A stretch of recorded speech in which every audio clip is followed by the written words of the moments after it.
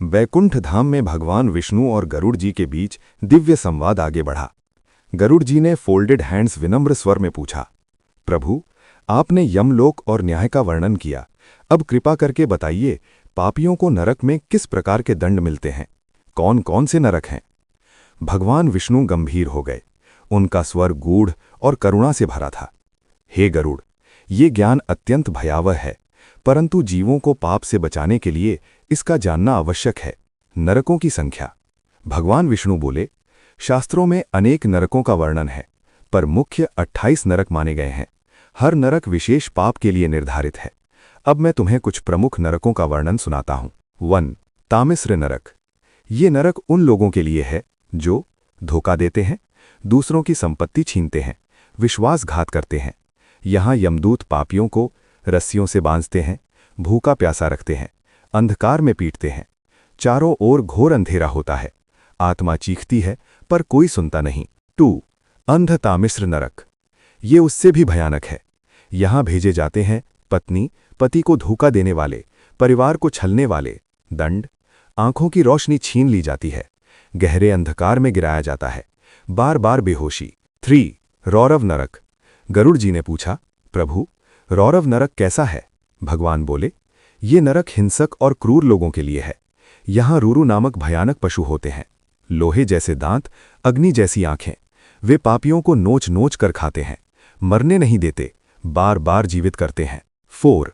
महारौरव नरक। ये रौरव से भी अधिक भयानक है। यहाँ वे लोग भेजे जाते हैं जो पशु हत्या करते हैं, जीवों को कष्ट देते हैं। यहाँ अग्नि, पशु और यमदूत मिलकर दंड देते हैं। 5. कुंभीपाक नरक। गरुड़ जी भयभीत हो उठे, प्रभु, इसका दंड कैसा है? भगवान बोले, ये नरक जीव हत्या, मांस के लिए निर्दय हत्या करने वालों के लिए है। दंड, उबलते तेल के कढ़ा में डाला जाता है, बार बार उबाला जाता है, शरीर गलता है फिर बनता है, पीड़ा असहनीय होती है। 6. कालसूत्र नरक। ये नरक माता पिता का अपमान करने वालों के लिए, गुरु का अपमान करने वालों के लिए है।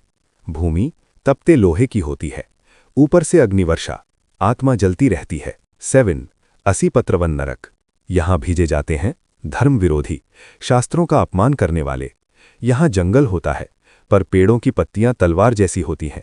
जैसे ही आत्मा भागती है, शरीर कट जाता है, रक्त बहता है। 8. शूकरमुख नरक। यहाँ भ्रष्ट शासक, अन्यायी अधिकारी भेजे जाते हैं, यमदूत उन्हें सूअर की तरह मुंह से फाड़ते हैं। 9. अंधकूप नरक। ये नरक हत्या, विश्वासघात करने वालों के लिए है। उन्हें अंधे कुएं में गिराया जाता है, जहां सांप, बिच्छू, कीड़े उन्हें काटते रहते हैं। 10. तापन नरक। यहाँ व्यभिचारी, वासना में डूबे लोग भेजे जाते हैं। उन्हें जलते लोहे से दागा जाता है, अग्निशैया पर लिटाया जाता है। यमदूतों का व्यवहार। गरुड़ जी ने पूछा, क्या यमदूत दया नहीं करते? भगवान बोले, नहीं गरुड़, वे केवल न्याय के सेवक हैं। वे वही दंड देते हैं जो कर्मों ने निर्धारित किया है। दंड की अवधि। नरक का दंड स्थायी नहीं होता। जब तक पाप क्षीण ना हो, कर्मों का फल समाप्त ना हो, तब तक आत्मा दंड भोगती है। नरक के बाद क्या?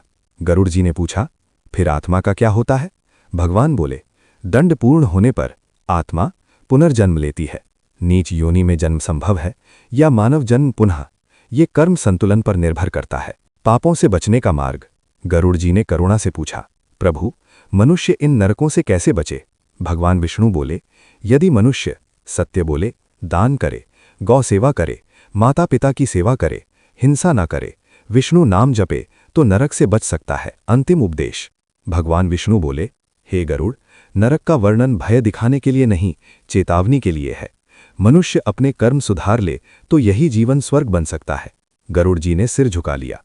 उन्होंने प्रण किया, मैं ये ज्ञान लोक कल्याण के लिए अवश्य फैलाऊंगा। एंड पार्ट 2 समापन। इस प्रकार भगवान विष्णु ने गरुड़ जी को नरकों, पापों और दंड का विस्तार से ज्ञान दिया। आगे के भागों में वर्णन आता है श्राद्ध महिमा, दान फल, मोक्ष मार्ग, भक्ति का रहस्य।